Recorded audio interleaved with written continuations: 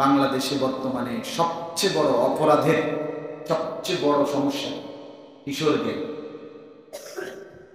14 বছরের, 15 বছরের, 16 বছরের ছেলে শহরে উপজেলা লেভেলে এরা বিশাল বিশাল গ্যাং সরাসরি চাপাতি, রামদা, চাইনিজ কুড়াল দিয়ে মানুষ কোপায়। একটা সমাজের অধপতন কোথায় নেমে?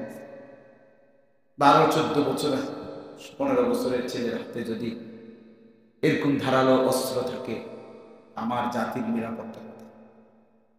আগামী জেনারেশন কোথায় গিয়ে পৌঁছে? গত 2 দিন আগে আপনার বাংলাদেশের সবচেয়ে এলিট অভিজাত, সবচেয়ে অভিজাত এলাকা গুলশান, সেখানে ক্যাফে, মদের বারে সরাসরি 4টা যুবতী মেয়ে মদ খেয়ে মাতাল, 3 জন, আরেকজন যুবতী মেয়ের রাস্তার উপরে ওপেন মানুষের সামনে, আর এই মাতাল অবস্থায় 3 জনে আরেক মেয়ের একবারে কাপড় সহ টাইমে হেসরায় খুলে ফেলছে। এরা 4 জনই ধনির দুলাল। গুলশান বাংলাদেশের শ্রেষ্ঠ অভিজাত এলাকা, সেখানে আমাগো মতো আঙ্গাল কাঙ্গাল যাইতেও পারত না, হাঁটতেও পারত না রাস্তা। ওদের চারিত্রিক অবক্ষয়, মেয়ে, নারী, পুরুষ, নারী হয়ে আরেক নারী একদম বিবস্ত্র বানিয়ে ফেলছে রাস্তা। এই জন্য বললাম ভাই, খুব বেশি গুনাহ আমাদের বাড়ে গেছে, যার কারণে আমাদের মুসিবত ছাড়ে না, একটার পর একটা, একটার পর একটা। কখনো অতিবৃষ্টি, কখনো অনাবৃষ্টি, কখনো বন্যা, জলোচ্ছ্বাস, আবার কখনো একদম তীব্র গরম। সব মিলিয়ে আমাদের গুনাহ বেশি, ঠিক না? ঠিক, আমাদের নাফরমানি বেশি। অতএব আমাদের উচিত আমাদের গুনাহ নাফরমানি থেকে ফিরে আসে।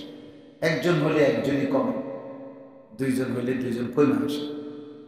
যদি বলেন আমি একজন কমে কি হবে, না, অনেক কিছু হবে, অনেক কিছু হবে, অনেক কিছু। কিচ্ছু না হোক, আপনি তো বেঁচে যাবেন।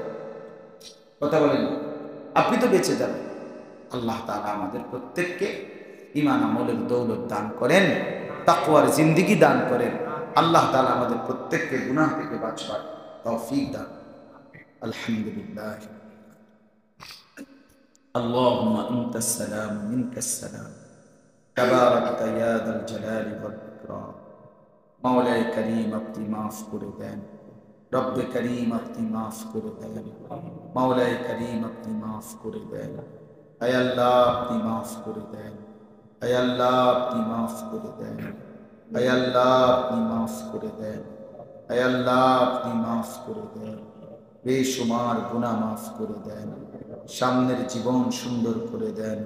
উত্তম আখলাক দান করেন। নেক জিন্দেগি দান করেন। ঈমান আমলের দৌলত দান করেন।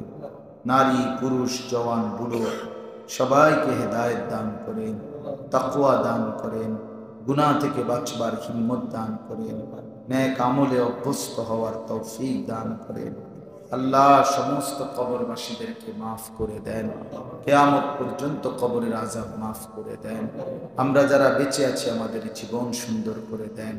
আমাদের আখলাক সুন্দর করে দেন। অসুস্থ বিমারি যারা শিফা করে দেন। কামাই রুজিতে হালাল বরকত দান করেন। নওজোয়ান ছেলেগুলোকে নামাজি বানিয়ে দেন, চরিত্রবান বানিয়ে দেন। মা বোন কন্যাদেরকে পর্দা পুশিদা দান করেন। আল্লাহ আজকের এই ইসলাহি মজলিস আপনি কবুল করে নেন। আয় আল্লাহ, আমার শরীফ ভাই, তার আব্বা, তার বড় ভাই সহ তার এলাকাবাসী, গ্রামবাসী, এই মহল্লার মানুষগুলো, আল্লাহ সকলকে আল্লাহ আপনি উত্তম বিনিময় দান করেন। উত্তম বিনিময় দান করেন। উত্তম বিনিময় দান করেন। প্রবাসী ভাইদেরকে সহি সালামতে নিরাপদে প্রবাসী বিদেশে থাকবার তৌফিক দান করেন। আল্লাহ আমার দেশের উপর থেকে আযাব গজব আপনি তুলে নেন। আল্লাহ এই অতিরিক্ত গরম থেকে আমাদেরকে হেফাজত করেন।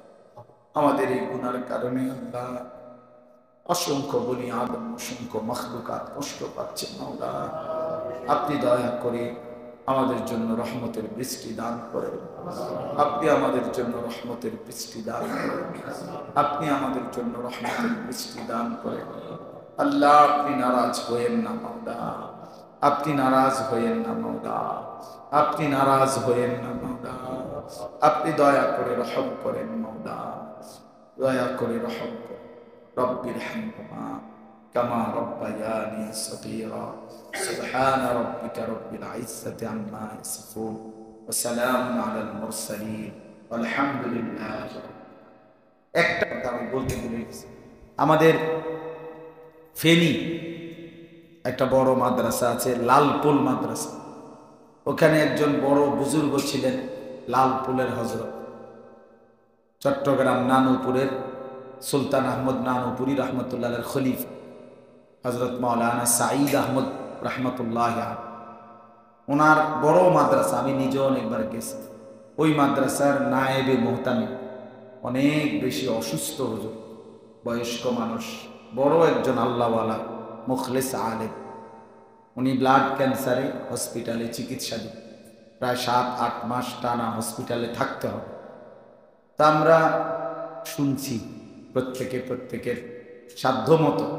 আমার এই ছোট্ট একটা অনুরোধ, 2টা মিনিট যদি আপনাদের দিল থেকে একজন বড় আল্লাহওয়ালা মুখলেস মুত্তাকি একজন আলেম, ওনারে সহযোগিতা করার জন্য, এখানে ও শরীফ ভাই তারাও যায় বা চিনে, তারা আপনারা যদি একটু সহযোগিতা করেন আপনাদের সুবিধা মতো, এখন ইনশাআল্লাহ বরকত হবে। একজন অসুস্থ ব্যক্তি, একজন অসুস্থ আলেম, দয়া করে আপনারা একজন ভাই একটু দাঁড়ান। যদি সুযোগ থাকে কারো কাছে, আপনাদের কাছে থাকলে কিছু কিছু করে আপনারা হুজুরকে পাঠাবে, ওনার জন্য সহযোগিতা করে।